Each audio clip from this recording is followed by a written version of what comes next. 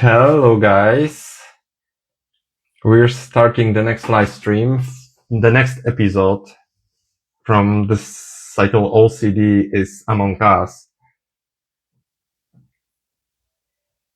Hey, how are you doing? Let me know how is your week going? What are your plans for weekend? I'm so happy to see you here. Let me know if you can hear me, if you can see me. We are starting the next live stream. Weekend. How are you doing, guys? I'm so glad to see you here.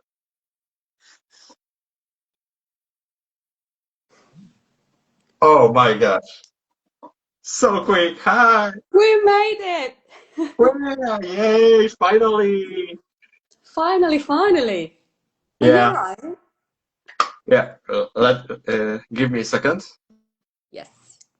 Earplugs, if they working, I hope so. Can you hear me? Yes, I can. Oh, I can hear you right now. I have always the same problem. How are you doing? I'm okay, thank you. How are you doing? Oh, maybe now. Tell me if it's working. Yeah, now it's working. Perfect. Yay! Finally. I'm so happy to see you. Me too. Not, yeah, we have the first question. If you are my sister, so Must be the glasses. yeah. So no, this is not my sister. I have two sisters in Poland, but not in Italy. So I'm so excited to see you here and so glad you decided to be here and to share your story and to spread awareness about mental health. And yeah, we tried to make this live stream, I think 3 times, and finally we've got this. So There was always something. yeah. How are you doing? I'm okay, thank you. Yeah. Well, I hope you're okay too, also because you're doing a marathon of screaming. Yeah. I was super tired after OCD week, after 6 live streams, and now I'm okay. Yeah, and I am so excited to this live stream because I know how important it is to share personal stories and to show people that there is no shame about mental health and about OCD. Yes. So I'm so happy that you decided to join me and to talk a bit about your story and about OCD. So maybe, Elisabetta, maybe at the beginning you can tell us a few words about yourself, and we can start. Yes, I'm Elisabetta, I'm 44 and I live in Italy. I was diagnosed with OCD in 2018. And this live stream for me is very massively important because of what you just said, shame. I think that was probably the hardest part for me because it made me feel like I was not suitable, like I wasn't right, like there was something deeply wrong with me. And I felt it. I knew that there was something which was not going the right way. I understood it because I was not feeling well. And I was not Yeah. feeling well with myself first. And then I understood that there was something also with the people surrounding me.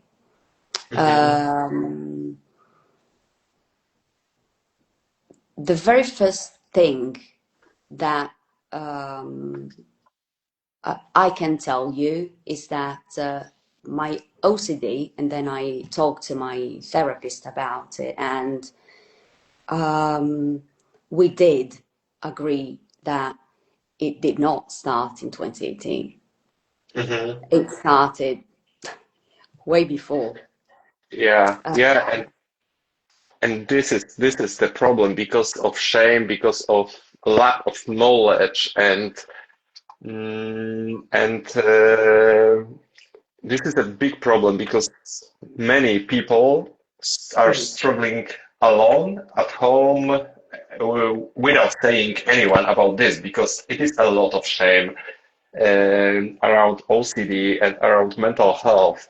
And I'm I'm sure that we can change this through such a wonderful conversation like this, because we can show people that we can speak about this without shame. This is not our fault that we have OCD. And we decided to go to therapy because we want to live with our values and we want to live our happy life. So I'm so happy that you started therapy, but also I know how many years I had lost because of OCD because Yes. I wasn't aware and I decided to go to therapy also in 2023 in November. But first symptoms I had in when I was 10 up, I think, or something like this. So how you what's happened that you decided to go to therapist? My son happened. Oh, Yes. I am okay. After therapy, I can tell you that my OCD started definitely way before yeah. 2018. There was a big thing for me, which made me understand that something wasn't right. And it was the fact that, okay, the tip of my iceberg is the super typical OCD sign. I keep washing my hands, Hmm. okay? And I noticed that my son was compulsively washing his hands when he was 3 years old. And I was thinking, God, I mean, when I was 3, I was as dirty as a pig, and I did not care if my hands were clean, what I was touching. Hmm. And so I talked to my husband, and I'm like, why is he washing his hands so frequently? And my husband told me he's doing exactly what you do. And Hmm. that just clicked something. And I understood that that was not about having my hands clean or Hmm. sanitized or whatever. So that Yeah. was my first something clicked, and I'm like, okay, I'm gonna try and wash them less so he does not emulate me. Hmm. And I found it so hard to just stop. And as I told you, my hands were just the tip of an iceberg because when I was by myself with the other 135 Elisabetta in Hmm. my head, it was definitely not about the hands. So when I started to realize that I was receiving a lot of unrequested thoughts that I just could not deal with. Hmm. I could not. They were a Yeah. lot. They were disturbing. And in all of these, all I was thinking about, Lucas, was, I don't know, how am I going to hide this? Hmm. Because I am the kind of person who likes to speak her mind. If I am thinking that you are doing something and that you're doing something wrong, and you are a friend of mine, I am going to tell you, Lucas, I think you're doing something wrong. Think Yeah. about it. Don't take that leap of faith. Stop. Think. And whenever I don't say this, you can read it on my face. I am an open book. If something is not right, you can tell by the expression on my face. And all I was thinking was, how am I going to pretend that nothing is going on in my head when my head is, I don't know. I mean, it really felt like there was a battle, a struggle, a fight, a war in my head. And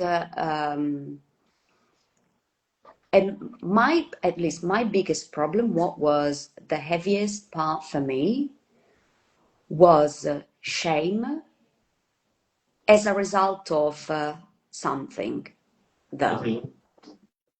I remember trying to, not necessarily trying to talk to people about it, but maybe you are with your friends and you ask some question. Oh, do you ever wonder if, and they were like, no. No, like, okay. And then you say, are you crazy? No. And then at some point you stop and think, okay, maybe we need to do something about it. But that something was for me, because I understood at some point that to stop, to try and stop whatever crossed my mind that I didn't want, I had to do something. Otherwise, I would pay for it with a panic attack. Yeah. And that was a big red flag. Big. Yeah, and this is amazing that you was able to see this when because when you started going to therapy, I think also you make something bigger because you also are able to help your son and Yes. and your family, because OCD is not only problem for us, it is a problem for our family. Yes. And this decision to start therapy was for me crucial to start making changes in my thinking, in my behaviors, because behaviors are the biggest problem in OCD, these compulsions. So I know how hard it is to start talking about this, even to close ones, because we are worried. We are worrying about what did they, what will they think about us. Yes. We are scared about being judged from other people. If someone will think that we are crazy. And that's why this disorder is so isolating, Yes. because we we can think that we are only the ones who have these weird, scary thoughts in our heads.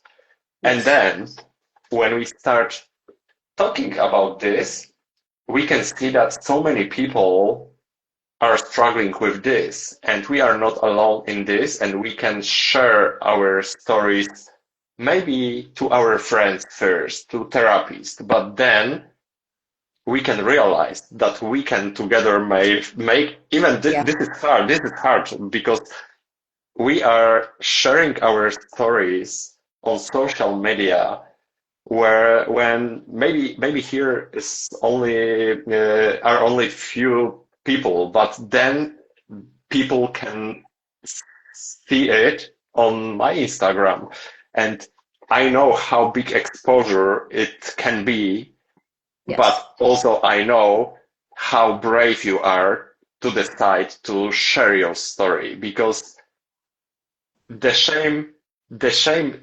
disappear when, when we started telling our stories. Yes. And I think this is important to show people this, and this is amazing, and you are amazing. So, oh, yeah, but Well, it's, yeah. I think, in, as you just said, it's very important to, when you understand that at least this is how it worked for me. When I went to therapy, it really did not take a long time to the therapist to Hmm. understand what it was and how it was completely stealing my time and destroying my life. Hmm. Um, when that happened, and I was able to put a label, to give a name to Hmm. this, Yeah. I felt instantly relieved, because the Hmm. very first thing that happened to me was okay, then this is not my fault. Yeah. This does not happen because I make it happen. Yeah. And,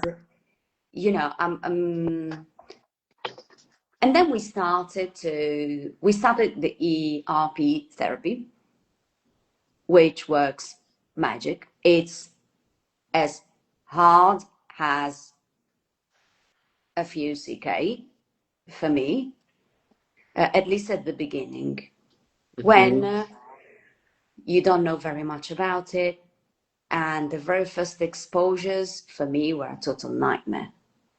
Hmm. I postponed, I have Yeah. no idea how many exposures. And when I went back to therapy, and the therapist was like, Elisabetta, okay, did you do it? Hmm. Mm-hmm. Hmm. I tried. Yeah. Yeah, I know, but it's because this seems to be irrational when we are scared of something, why we should face this fear again and again.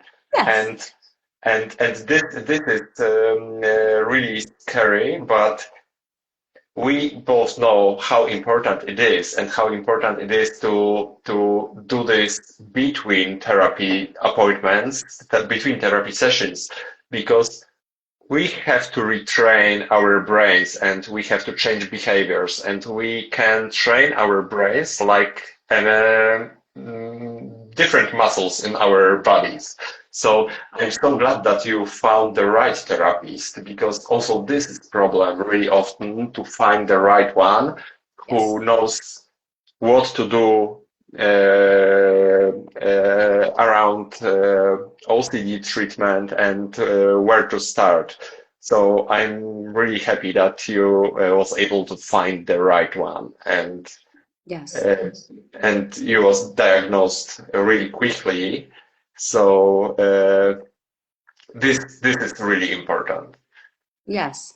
On one side, I was relieved.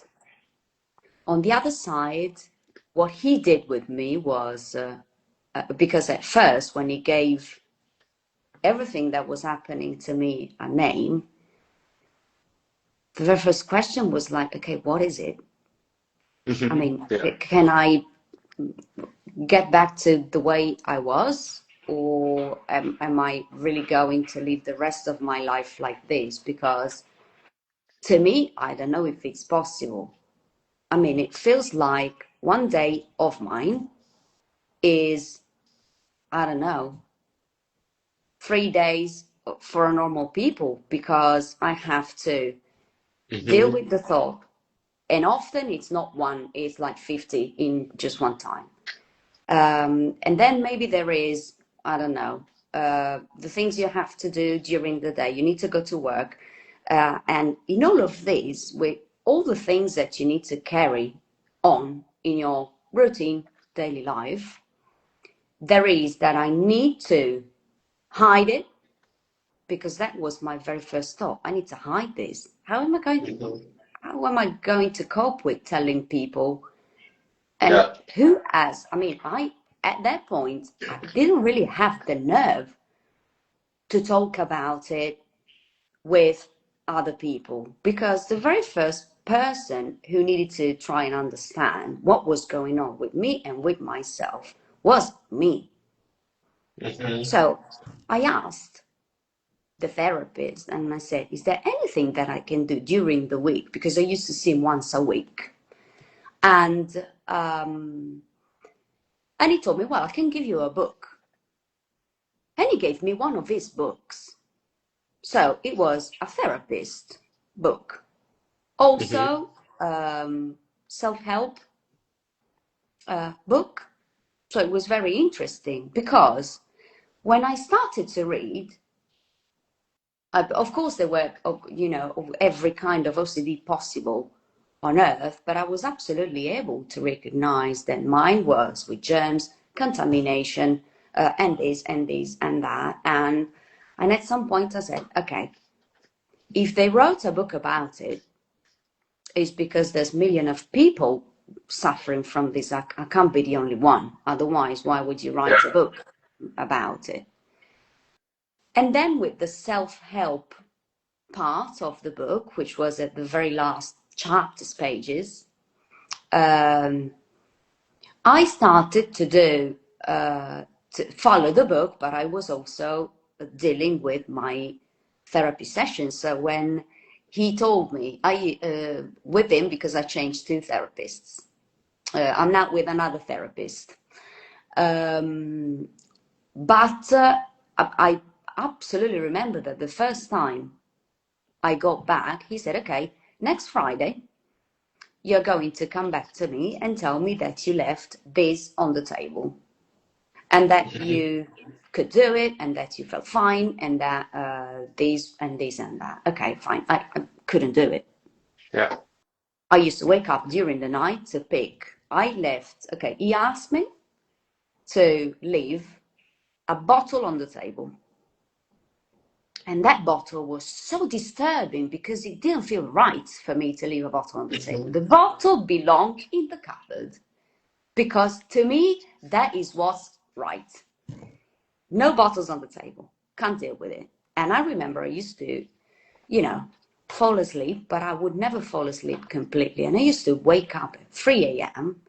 because I needed to move the bottle, because I started to sweat. I started to think the worst thing in the world. And I couldn't deal with it. And that was the very first time where I understood, Jesus, this is going to be massive. It's going to be very hard. And we were only talking about a bottle on the table that I decided to leave there. Imagine when you go out of your house and there is a lot of stuff that doesn't belong where it is, but you cannot completely upset, you know, an environment like the office, like the park, like, I don't know, a bar where you go out and maybe you want to have breakfast. And that was at that point, I was aware that this was going way deeper than I believed. I must admit that at the very beginning, the people I had around were not helping at all.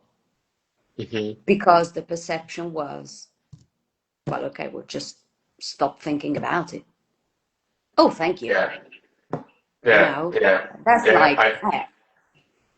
it's like coming to you and you tell me, oh, Elisabetta, I feel sad today. Oh, why are you sad? Just be happy.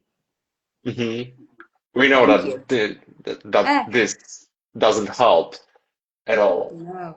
And it doesn't help, Lucas, but it also makes you feel useless.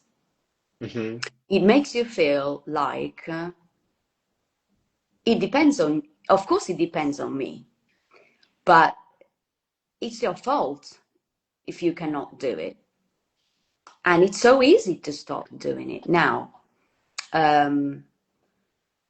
When I started to try and explain what was going on in my head, that was not very well perceived.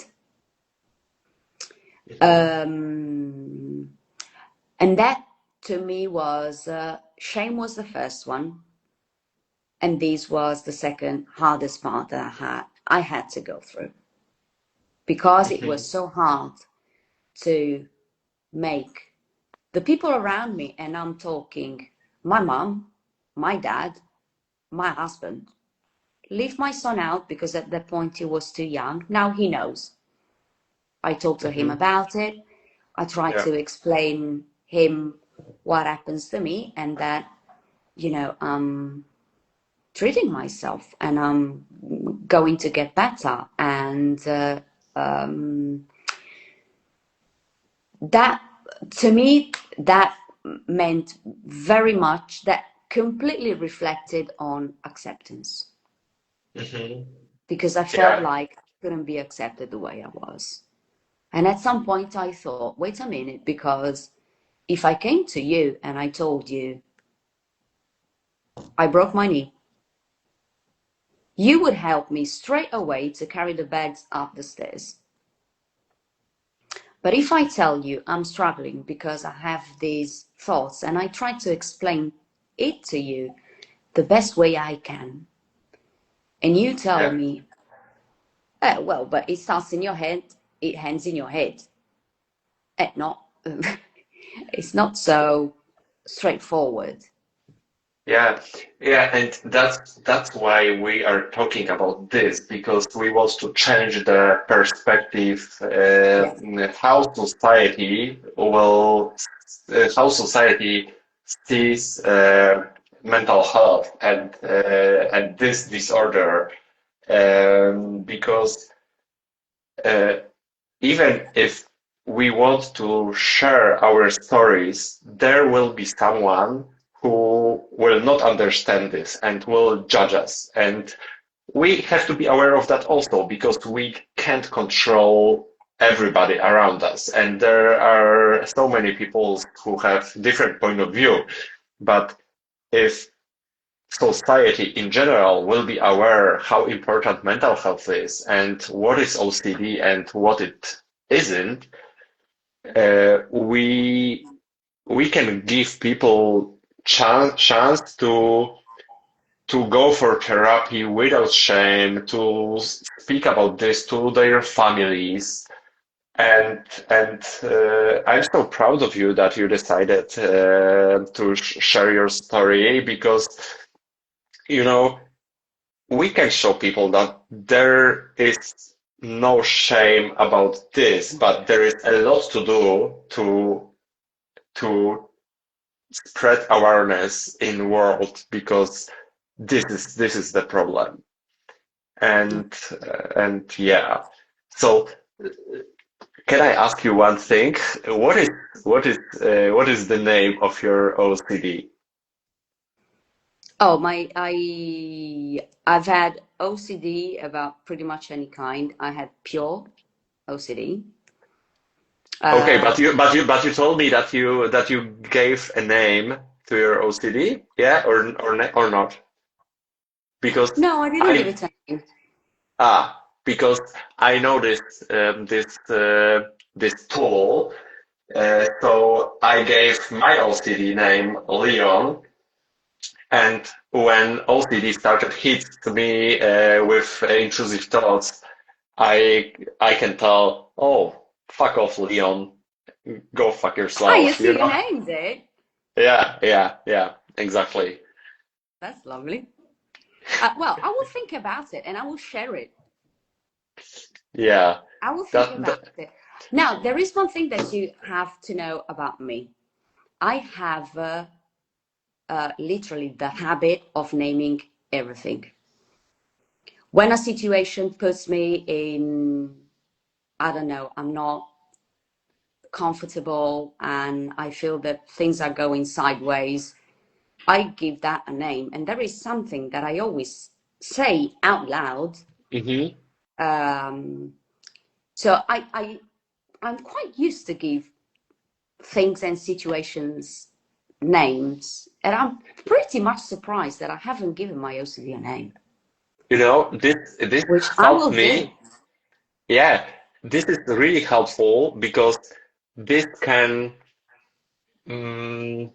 you can see your OCD like from different perspective. That this is not you. This is Leon, and Leon is trying to convince me about so many things, and I can tell him, Leon, I don't have a time right now for you. You have to wait, or you have to wait, or something like that. And this is sometimes much easier to cope with that. But as you said, with experience and when you are aware of that this is OCD and that you can face your fears, it is much easier to cope with that and then to tell your close ones about this because you are aware of that and you can make people being aware of that this is OCD and this is you know if you if you're taking care of your physical health, why you can't take care of your mental health?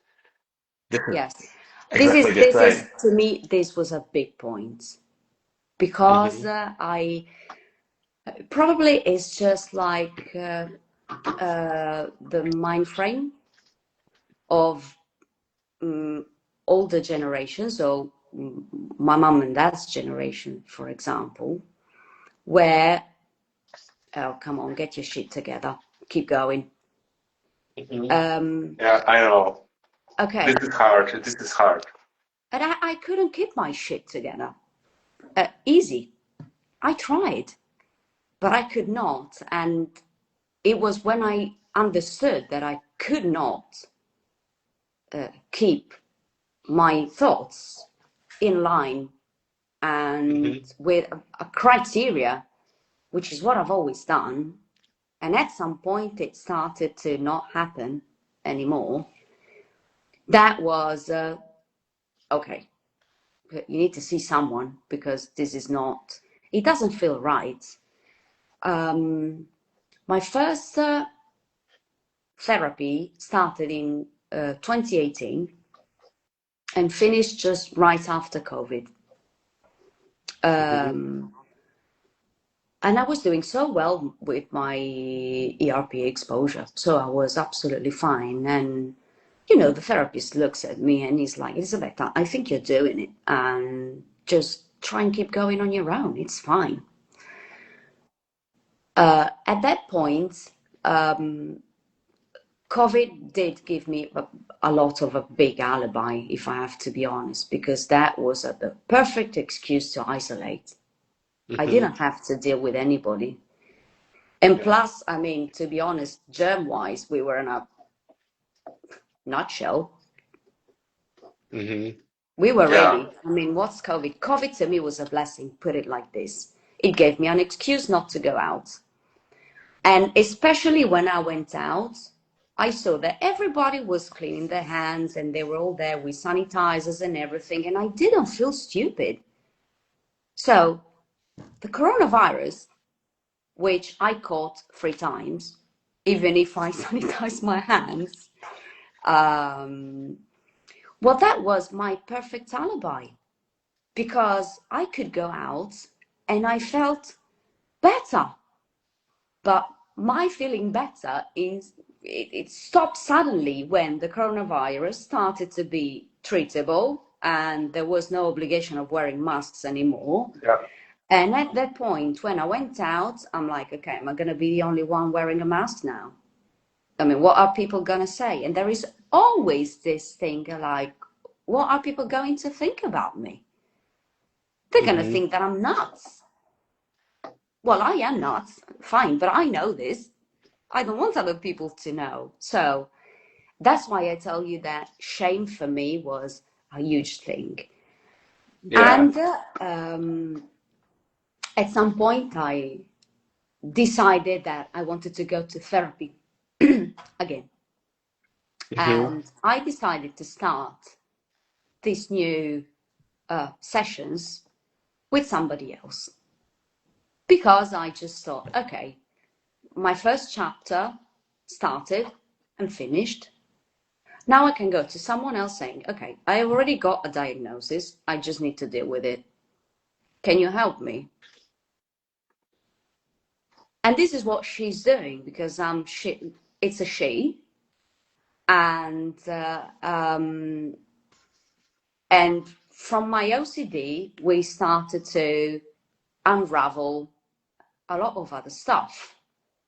OCD related, my family related, my original family related. Mm-hmm. That also made me understand why I was so keen to the perfect candidate for this thing. Yeah. And when you start to, I can tell you my experience. I started with OCD, and then we started to go towards OCD related themes, like shame, the feeling of not feeling accepted, feeling like I'm always wrong. I always feel wrong. And then we started to just dig really, really deep. And it was pretty much, I don't know, I think 6 months into my new therapy that I found you. And I'm like, intrusive OCD themes, okay, let's see what this is. And I started to have a look. I'm like, fucking hell, this is exactly my guy. And yes, because one of the things that I understood from this therapy before I met you, on Instagram clearly, was that if people do not accept me as I am, let them go. It's fine. Yeah, yeah. And that This is the is one thing that I couldn't let go of, because I said, okay, if I like reveal myself as I am, people are gonna think the worst thing about me. How am I gonna be able to do this? And in the meantime, there was this strongly collapsing feeling of, people have always known me as easygoing, not planning girl. I loved being in a crowd, doing, yep. messy stuff. And I was not so, I was very like a merry-go-lucky girl. I've Mm-hmm. always been very, outgoing and everything. And at some point, I had to I don't know if it makes sense, but I had to keep that reputation up with the people who knew me. So the people who know me, my friends, didn't know anything about this. And I'm like, okay, at some point you're going to come clean, because it's not going to last long. And then I started to speak about 2 or 3 friends who I felt were the most accepting friends. And one of them at some point told me, okay, tell me whatever goes on in your mind. I don't care. I'm here. Tell me what happens. But clearly there is something that you're struggling with, and that, and so I told these 2 or 3 people, and surprisingly, they were still there. And that was Mm-hmm. my next step with therapy. Yeah. Acceptance, the feeling of, always feeling ashamed. And then at some point, when all this happened, I really started to get to the point and come to like terms with the fact that if people don't like the way I am, they can go fuck themselves. I'm okay with it. No problem. Yeah. Hey, I'm sorry. Uh, Absolutely agree. Absolutely agree with that. And I'm so happy you said that because this is so important to be our authentic selves and to Yes. feel being accepted by other people. And this is game changing. And this help us to understand that we are enough, we are worth, and yeah, that's it. Yeah, I agree. When, okay, you were a big part in this because I met you exactly in this very moment that I just described to you. And when I saw everything that you were publishing and all the irony behind that, uh, I am a very, very ironic person. And irony has always been my, I don't know, my mask, my, joking Mhm. about everything. It would Yeah. get me out of trouble. At least that was the perception that I had. If I'm ironic, people are going to think that I'm joking. And I'm safe, I'm fine. Turns out that it can be like a double blade and it's not always helping. But I'm naturally like this. So I tend to be very ironic with myself and with other people. Not offensive, just ironic. And Hmm. when I saw your memes, I'm like, okay, I like this guy. And the very first thing that occurred to me was he's saying everything that I also think and is making me laugh. And so I decided to try and make that some kind of, I don't know, a lifestyle, if you will. Hmm. And when I Yeah. started to joke about my OCD with my friends, that was it for me. That was my game changer because that gave me the strength to understand that people can accept me the way I am if they love me.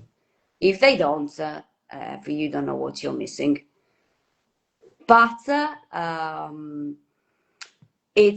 it makes it less heavy, and it's definitely one of those um, tools. I would define it a tool.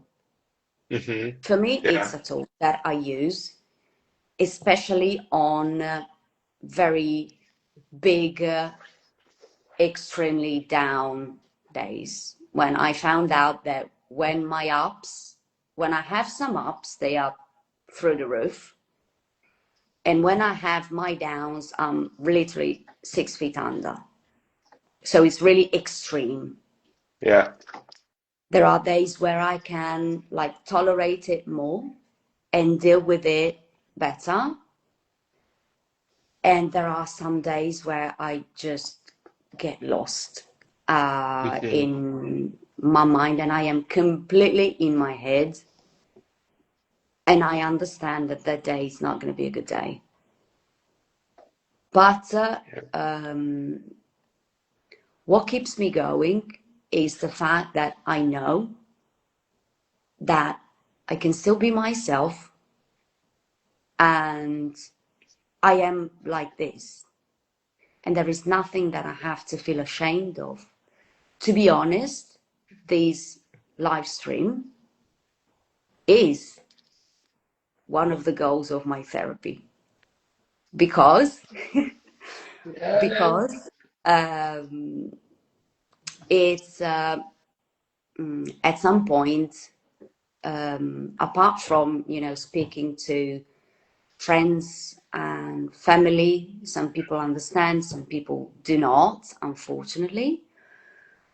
But I cannot feel responsible for the people who don't understand or who don't want to Absolutely.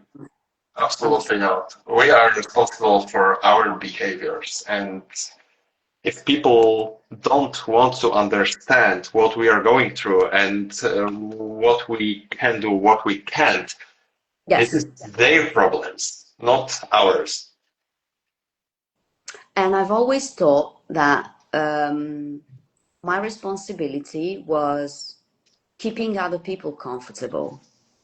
And that Mhm. meant giving up my authentic self, because it felt like it was socially unacceptable. Mhm. It felt like maybe I couldn't do my job as well as I used to do it. It felt like it was probably compromising a lot of my relationships. And it was also, it had a massive impact on my time, Mhm. because I did realize that I spent hours ruminating. I spent hours trying to fight these thoughts, but sometimes I'm not home. Sometimes I am, I don't know, doing a job interview, and they just come in. It's like a hammer. And you're there and you're pretending, oh yes, I'm interested in this position, because then you try and just ignore and you keep going straight. But then I come home and it feels like Mhm. I went to war. It's ooh, not easy. But then there is one thing that happened, especially which you know about partially, that I'm now going to say out loud. When my mum fell ill this year, that obliged me. I'm saying obliged, but I was not obliged to go to the hospital, but I did go.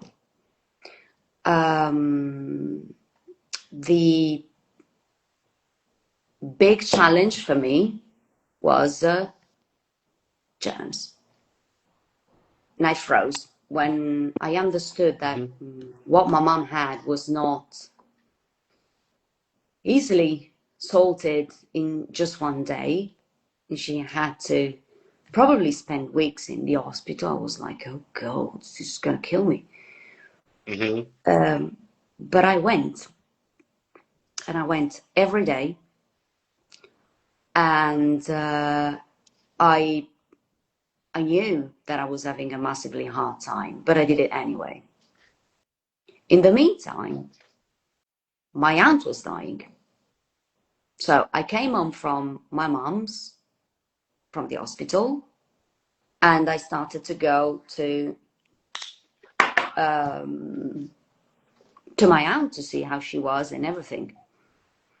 And at some point, my aunt died. And I was there with my cousins, with my uncle, with my father, because it was my dad's sister. Mhm. And there were so many people coming, shaking hands, hugging me. And I hate being touched. And at that point, I thought, okay, I had 4 days in a row of this. And when I came home and the funeral was over and she was gone and I came home, I just took my shoes off and I'm like, okay, if I went through this, that everything else is a piece of cake, because this was massive for me. I never Mhm. refused not to shake one single hand, because at some point you also have to think that the people who are coming to you are coming to you because they respect you, because they are sorry for your loss. And what am I going to do? Just don't touch me. Can I do that? I'm like, no, I can't. And so Mhm. I did it. And when I got back home, I went in the shower and I think I had probably 3 scrubs because I had to wash everything off. But then I was so proud, and I was happy, I was proud, and I was strangely not tired. And that was Yeah. the thing where I thought, you know what? I think I have more resources than I ever thought of. Probably I'm stronger than I believed. And maybe I can just overcome struggles and all, just go past it if it's worth it. Yeah, and that is something that teaches us ERP, that we can face our fears. Maybe Yes. not this heavy one at the beginning, but it shows us that we can face our fears because we are stronger than we think. Yeah. That And was a massive then, thing for me. Mm. yeah, and then we realize that we can do hard things because behind these hard things is a beautiful life full of joy, full of love, full of friends, and we don't have to spend our life in home, being afraid of being contaminated, of being triggered by many things, because I know that life is a really big fucking trigger, and Tell me we about we it. and we are able to go through this life with joy, with happiness, with our people, because I know that when I started sharing my story and creating my memes, I found the really amazing community which is supportive and truly amazing. So I think also this is game changing. These people who truly love us and try to understand us. That was probably one of the very motivating things for me, Hmm. Yeah. because I started to feel like I didn't have to be isolated and I'm not the only one. And I don't have to just feel unfit for everything. There are people that I can share my experience with without feeling like I'm a fish outside of a tank. And that to me was ultimately, yes, game changing, but to me was absolutely precious. Yeah. That was Yeah. precious because I don't feel like I'm on my own, and I feel like regardless of whatever people may think about me, this is my Mhm. journey, this is my commitment, this is my life, and this is my condition. Whether you like it or not, I have to deal with this. And if you don't like the fact that I have to deal with this, well, that's the door. Yeah. I Yeah. would have never been able to do this, Lucas, 3 years ago. Never. So when I started to understand and talk to my therapist about this, because she told me, she said, there is one thing that you can do, which is just come out. Hmm. Come out. There is nothing wrong about it. And that is going to also make you understand who loves you and who's just interested in your gossip and, whatever shit you may tell.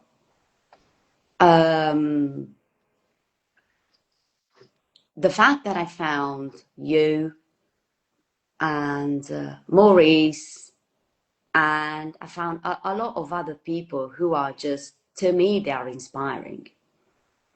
made me decide to do something, which was, when you do your reels or you post your stories, you can just put them in a folder.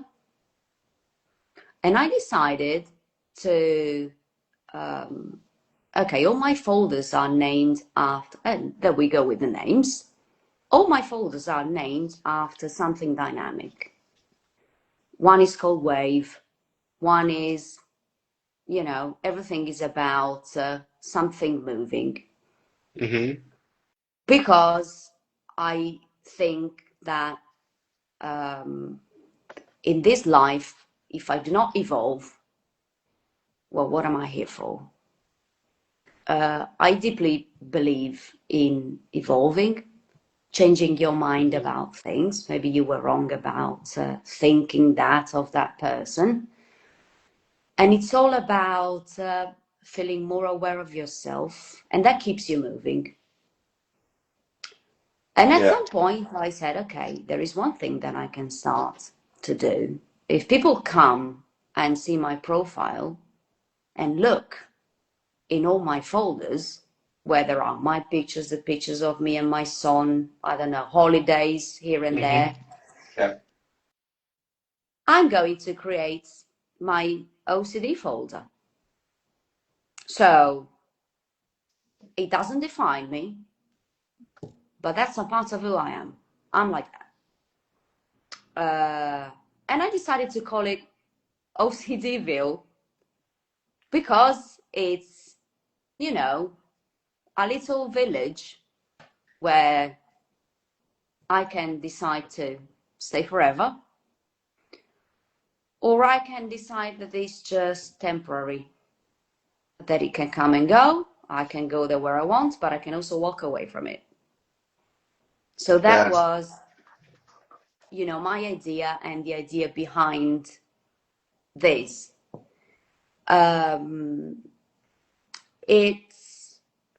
It was very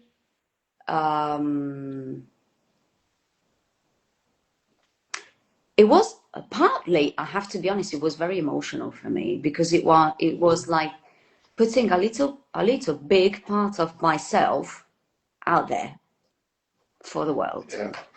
ready Yeah. to be judged, listened to, watched, I don't know, criticized, whatever. Yeah. And That's up to you. I know that this is a really also hard step, but it is a really important step if you're in your OCD journey, in your recovery journey. So I'm so proud of you, and you should be proud of yourself because it is a really big thing.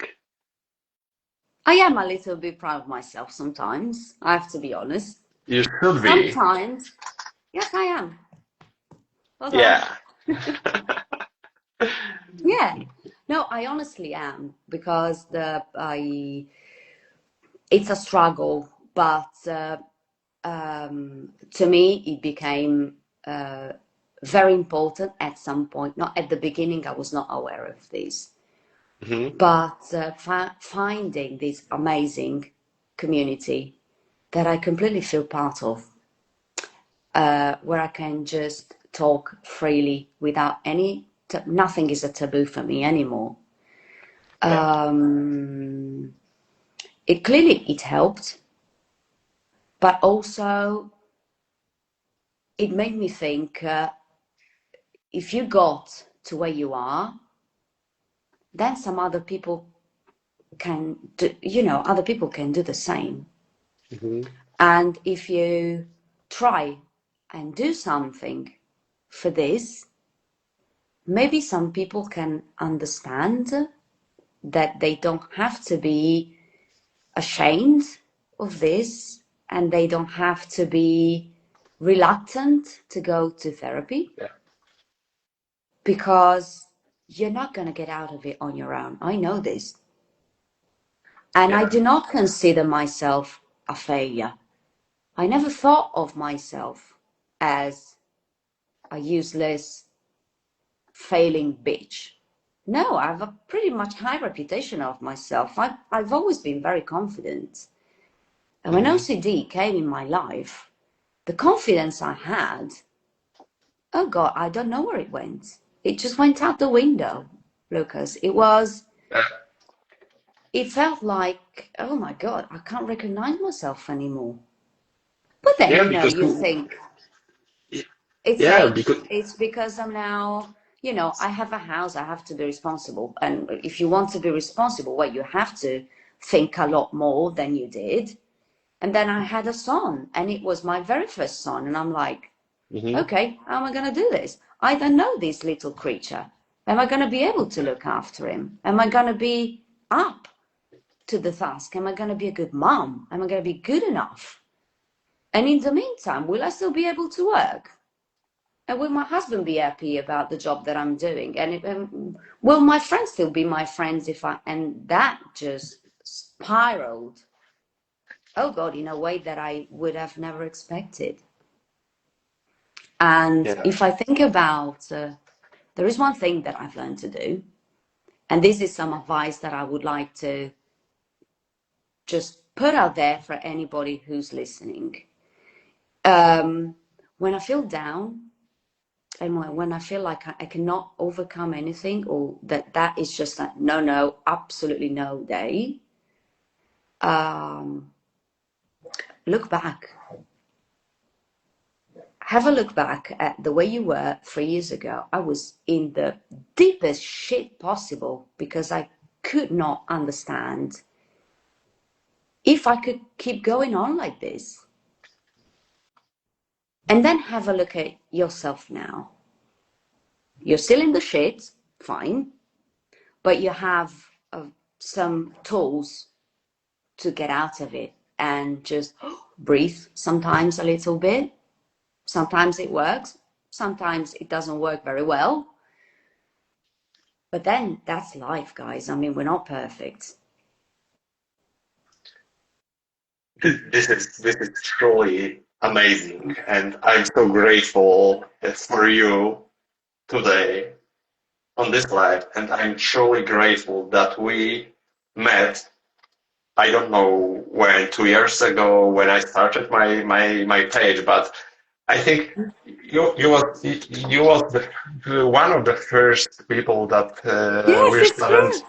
Yeah, we started talking together, and you're still here with me, and this is amazing because we are connected. We started talking together. There was no shame, and today we are making a live stream together. This is fucking amazing. Yes, it is. Mm. It was a milestone for me because to me, this means putting my face, and I really am what that folder you can see, you know, I really am that person. Yeah. Um, but at some point, I really thought that I should make my part in all of this because I know for sure that there are a lot of people who probably experienced a lot of things that I was experiencing at the very beginning. Mhm. And I just closed the window in my head and I was like, okay, ignore it. Just, it's not a problem. Get your shit, get your shit together, keep going. But that was not really, you know, the key Mhm. to Yeah. try and, you can't face stuff if you are not physically and emotionally available Mhm. to go through that tunnel, which is scary. And I know that that tunnel sometimes is still scary for me. And um, and there was one thing that I found at some point. I think it was just like, you know, one of those random pictures that when you're scrolling down your Instagram, they just pop up. Mhm. Yeah. And it said, the only way out is through. Mm-hmm. And I felt that in every single cell of my body. And I'm like, yes, that is it. But um, my, um, my, I think, biggest goal now is to just put what happened to me, which is definitely different from what happened to you and what happened to her or them. Mm-hmm. But the message, I think, it's exactly the same. It's there. It's a condition. It's a problem. But you don't have to just deal with the weight of feeling completely under the pressure of shame and fear and uncertainty, doubt. The OCD makes me doubt about anything that I didn't even know I could be doubtful for. And it just starts. And if you just leave it untreated, this just keeps going. It spreads. It's unmanageable, Yeah. and it's, to me, I felt it like it was totally unsustainable. Mm-hmm. Yeah. I could have never made it with a therapist, and I could, I don't know, probably I could have just ignored everything that went on in my head, as if it was just like, okay, well, just ignore everything and just keep going. No, that's not going to work. Yeah, It's absolutely. not going We to know work. this. We know this, and I'm sure that through this life we can give people hope and courage to make this first step and to think that the first step of you know going out of the comfort zone, going to therapists, going to tell the closest friends about our problems is something game changing, and it is something that we can do for ourselves because we have to fight for our life because it is worth it. Yes. Yes. And I can see here probably your friends saying ciao Betty. So Yes. Ciao, Massimo. yeah. So Yeah. so amazing. And guys, if you have any questions for us, for Elisabetta, you can ask now. We have few minutes more, so I have to go downstairs and check what my son is doing right now. I hope he is not destroying my house. No, he's not. Come on. Yeah. Yeah.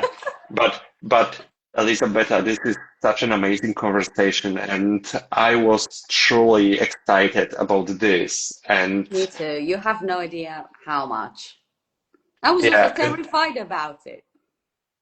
yeah, and I also so proud of you because you're rock. You're a really strong person, and I know that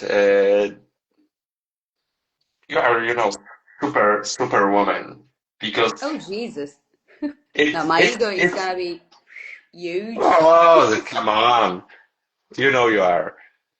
So No. Well, I think that you're amazing too, because what you did, creating everything that you created so far, helped a lot of people. The very first person you helped was me, Lucas. Because with everything that you wrote and that I could see myself in, well, that to me was like, okay, then I'm not the only one. I can joke about this. And there are a lot of things that I can do in order to overcome this. If he's doing it, then I can do it. And it's like, I wouldn't really describe it as like a domino effect, but it's definitely something that can give you some more motivation to just keep going, because you're not alone. You're not the only one. And the thing that I can tell you for sure is that you're not going to get out of it on your own. It's impossible. Impossible. So you're doing an amazing job, Lucas. You're a very busy, very busy Thank man. you. Oh, No, come and you're on. navigating these condition, if you ask me, so well. I'm not a person who can be easily convinced. I'm not. I don't trust anybody. I don't trust anybody but myself.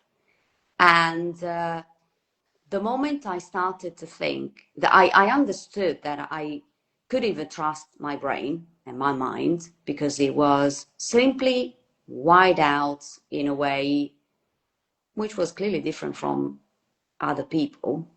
Mm-hmm. Well, then I started to understand that probably there are some people that you can carefully select that you can trust. And you are definitely one of these, because you have no idea how much you helped. Hey, well, yes, it's true. I have to tell you. Come on. Oh It's my true. gosh. Thank you so much. Thank you so much for that. Oh, you're welcome. Yeah. We have Yes. one question, Elisabetta, here. What was your OCD theme? So I think it is the question for both of us. So you told You at the start. beginning, oh, so my third OCD is a relationship OCD, and that really sucks. But I had also struggled with checking compulsions. I check home appliances, lights, water, and all this stuff. But yeah, OCD is my main team, and it really sucks. Oh, yes. Mine sucks too. I know, because this is important. Every OCD team sucks because every single OCD team is the worst OCD team for person who is struggling with it. And it is not like my OCD team is much worse than yours. This is bullshit. No, Because absolutely not. because OCD is OCD. So Yeah. OCD sucks in general. I have yeah. contamination, I have pure OCD, and I have compulsions over checking anything. And I don't know if it has a name, but I think it's still in the checking things. I have to do things until I feel that they are right. And with Yeah. all of these, all of this includes counting, odd numbers, even numbers, whatever. Yeah. Yeah. My Yeah. mind OCD. gets easily fucked up by this, to be honest. And Yeah. it's not very Also, nice, especially if all these things, I mean, like I'm putting it out there again.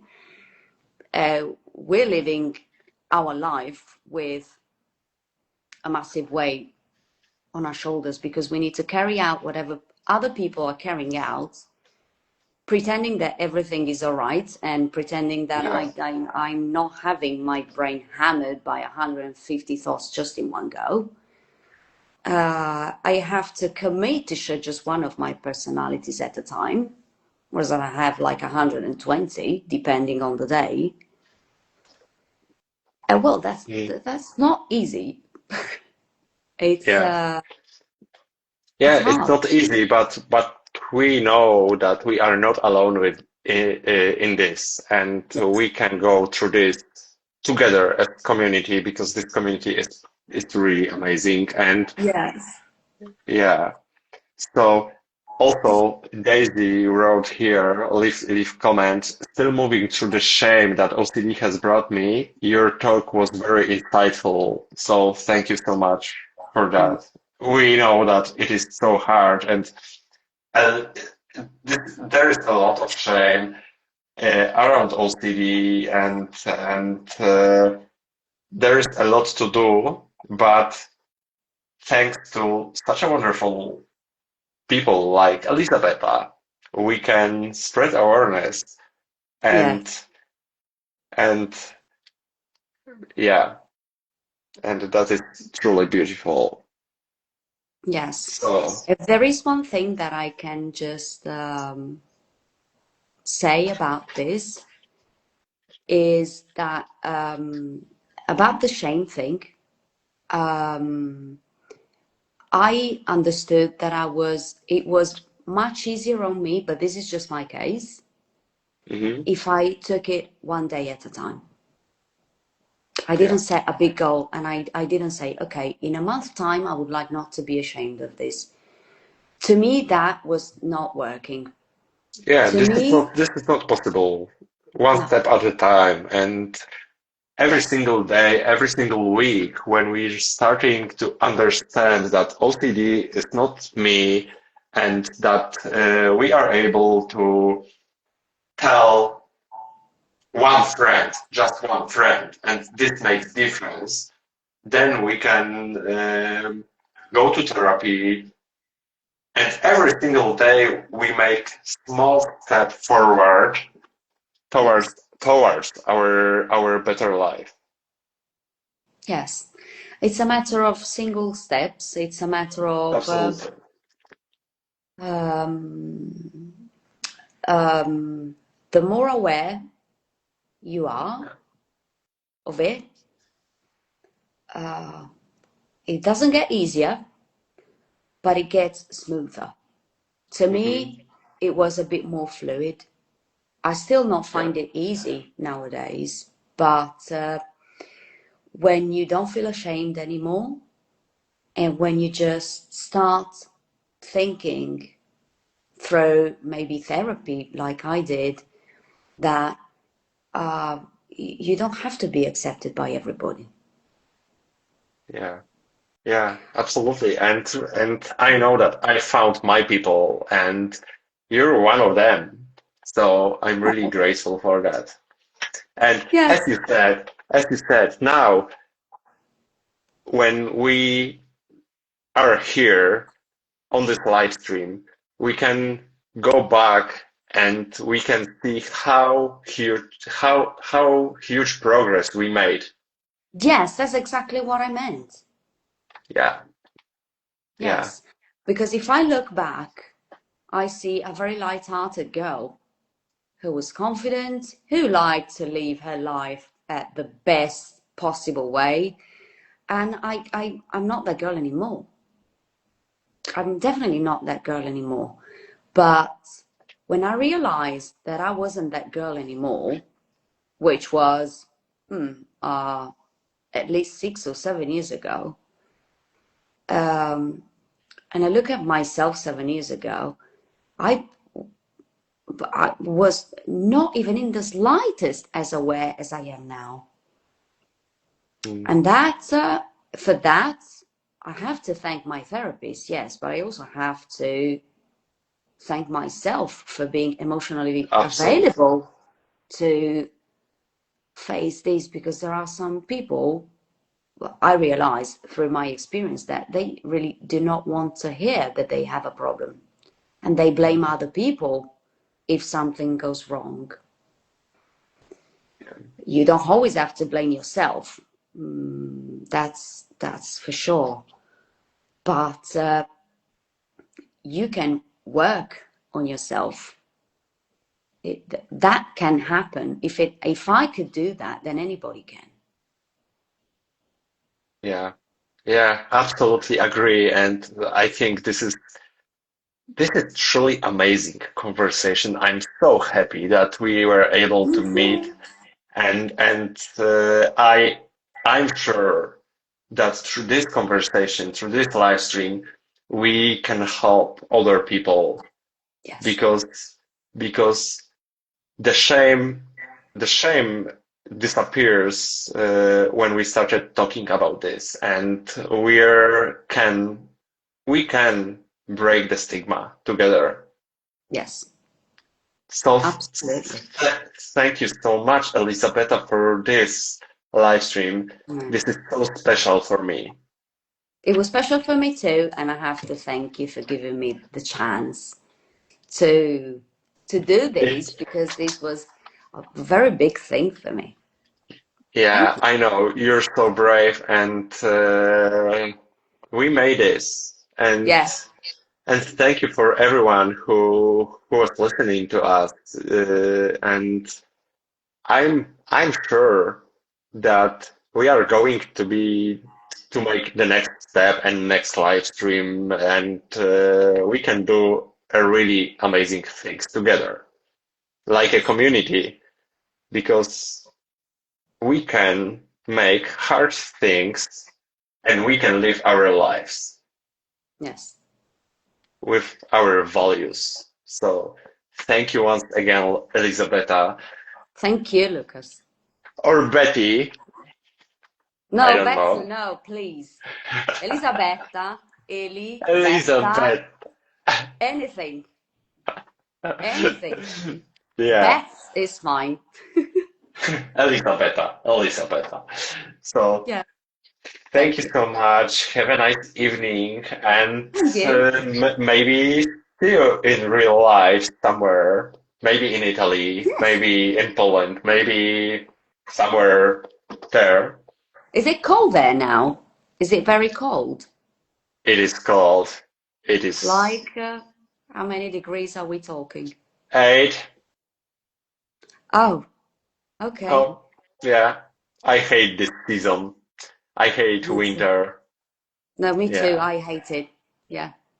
See, yeah. that's one thing that we have in common. So maybe in Italy. Yes. I'm telling Yeah. bye to my son who's going to have a pizza. Oh, Ciao, amore mio. Lascia la porta aperta, non c'è problema. Grazie. Ciao. oh my gosh. I love this language. See, do you want any lesson? I tried. Uh, a few years ago, I started to learn Spanish, and Yes. then when I was in Dolomites, I started learning Italian at the same time, and it was so hard to learn these two languages at the same time because Spanish and Italian is a bit similar, I Yes. think. Yes. Yeah, Some words are very similar in grammar. The grammar structure is a mess. I mean, Spanish to an Italian sounds easy, but it's actually not. yeah, but But both. I can tell you that I can maybe teach you some words in Italian. Bad words for sure, because they're always useful. But also I can teach you some Italian. Yeah, it's fine. As long as you teach me some Polish, because I don't know anything about Polish. How do I say Polish. thank you? Dziękuję. Dziękuję. Polish is really hard, Yes, it but is. yeah. So, Elisabetta, thank you once again Thank for you. this amazing live stream. And yeah, and see you next time. Yes, it was exactly what I was about to tell you. See you next time. Yeah, yeah. Ciao! Ciao! Ciao!